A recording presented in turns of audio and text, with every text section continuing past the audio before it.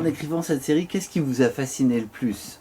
La gloire, l'amour, ou justement le fait d'écrire tout un autre monde, parce que ça fait pousser aussi votre imagination, c'est un vrai voyage dans l'imaginaire.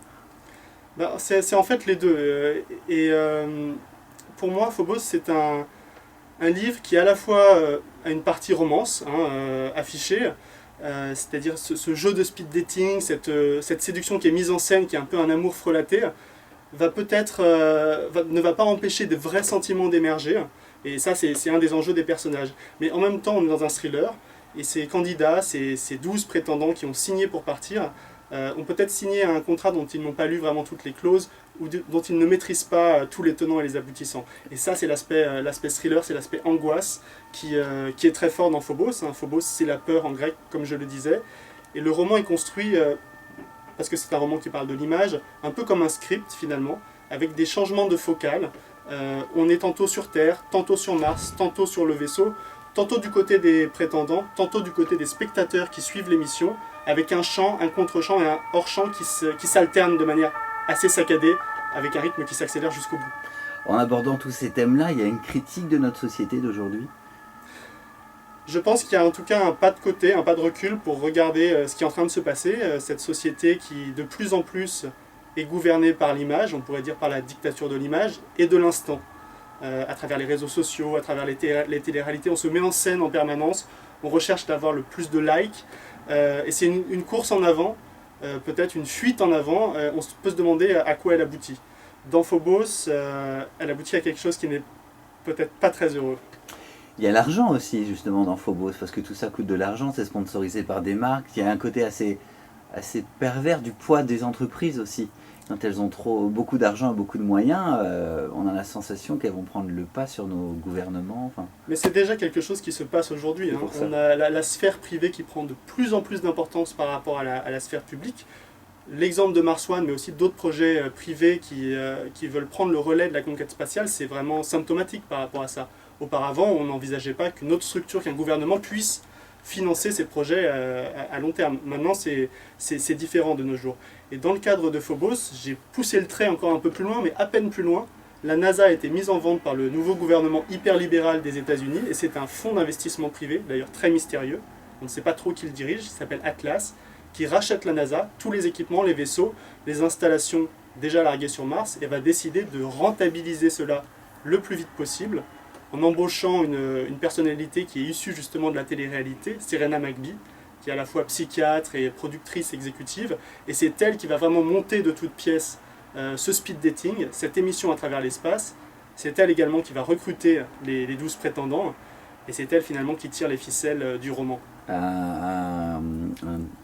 Ça me fait penser à l'émission Tournée Manège version 2.0. Je fais exprès d'être très rétro, c'est pour être rigolo. Mais c'est ça, il y a un côté kitsch en même temps. C'est Tournée Manège dans les étoiles. Parce que c'est toujours parce que ce qui fait que c'est intéressant, c'est qu'il y a la notion d'affect, d'amour. Et c'est ce qui nous lie, nous les humains, dans le pire comme dans le meilleur. Oui, c'est vrai, mais pour prendre le point de vue de Léonore, qui est mon personnage principal, mon héroïne, une jeune Française, orpheline, de 18 ans, qui n'a jamais connu ses parents, qui était ouvrière mouleuse de pâté pour chiens à l'usine Eden Food France, donc elle pense n'avoir rien à perdre en partant, et elle se dit, moi l'amour j'y crois pas de toute façon, c'est des foutaises, la seule chose qui m'intéresse c'est la gloire, dans ces deux motivations, l'amour et la gloire, elle dit l'amour, je fais un trait dessus, c'est la règle du jeu, je vais me plier au speed dating, mais ce qui compte pour moi, c'est d'écrire mon nom dans l'histoire et qu'on se souvienne de moi, la petite orpheline qui marquera l'histoire à jamais. Bien sûr, les choses ne vont pas se passer forcément comme elle s'y attendait, et il est possible qu'elle soit touchée malgré elle, en plein cœur. Alors c'est toute la magie, tout l'intérêt de ce premier tome, de cette nouvelle série Victor Dixon. Nous, à la rédaction de la Fringale Culturelle, on y croit vraiment, mais plus que très fort. Phobos, on a vraiment beaucoup aimé. Il me reste encore quelques pages, mais c'est pas grave, j'ai compris l'esprit, je suis addict. Et ça va être chiant parce que j'ai peut-être fait exprès aussi de pas le terminer en vous voyant, pour plusieurs raisons, parce que je suis occupé certes, mais aussi parce que je me dis il va falloir que j'attende le deuxième. Et c'est frustrant quand on se sent bien avec les personnages et un bouquin, on n'a pas envie d'y aller très vite. Voilà. Alors, le deuxième, je vous rassure, Christophe arrivera assez rapidement, il paraîtra en novembre, donc on ne restera pas en suspens trop longtemps. c'est ça, au moment des fêtes, c'est bien vu. Voilà. Ce sera très bien. Victor Dixon, est-ce que vous voulez rajouter un dernier mot autour de Phobos? Alors là, Ça pourrait être un film, hein. Oui, alors... Est-ce que c'est une grosse envie en vous, ou c'est quelque chose qui vous fait un peu flipper le cinéma parce que vous n'avez pas envie que ce soit déformé aussi? Non, je n'ai pas d'appréhension particulière. Après, ça dépend de chaque histoire, la manière dont elle est racontée. Mais c'est vrai, comme je le précisais, j'ai construit, j'ai écrit, j'ai composé Phobos un peu comme un script. Parce que c'est un discours sur l'image, sur le pouvoir de l'image.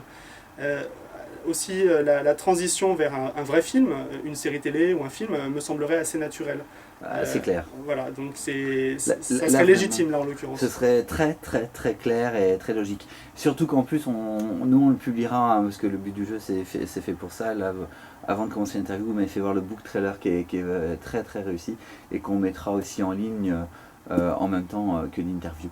Un grand merci à vous. Je rappelle le titre de votre roman Phobos, Victor Dixon, disponible chez Robert Laffont dans la collection R, qu'on connaît bien et qui fait pas mal parler d'elle. Merci beaucoup. Merci.